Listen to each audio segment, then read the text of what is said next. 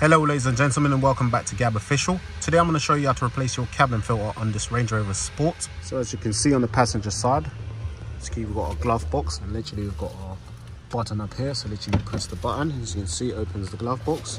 I'm going to show you the tabs you need to push. As you can see, we've got one on this side and there's also one on that side as well. So what you need to do is you need to hold both of them, and I'll just show you. You need to push that bit down, literally. So if you push both of them down, and the whole glove box will literally come out. So you see I've pushed that one in already. I'm going to do the same to this one. As you can see, the whole glove box just drops down, and our pollen filter is located in there. Now in order to gain access to our pollen filter, what we need to do is turn on the ignition.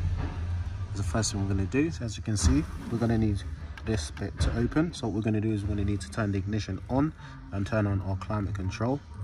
So I'm going to go ahead and do that now. So our ignition is now on, and I'm going to literally turn the climate control on, and you'll see it open itself. As you can see we've got our climate control on. So now we can literally just take that out. So, but we're going to turn it off now.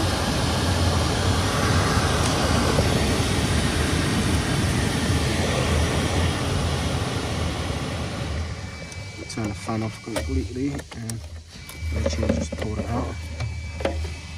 As you can see, that's our pollen filter located there. So now I'm going to show you how to replace it. So you literally just pull this one out. This is the old one.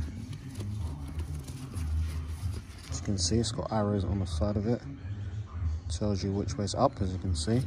And then our new one, as you can see, it's got arrow there saying upwards. So we're going to literally take our new one, place it in there like that. As you can see, it needs to sit underneath these bits. Put in a new one as well, the front ones, and then literally now I'm just going to fit it back in. As you can see, it also tells you up, so you can't get this the wrong way around.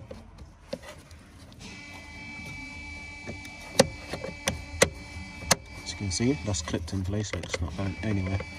So that's now done, and it's going to shut itself automatically anyway. But if we literally just turn the climate control back on again, as you can see, it closes itself,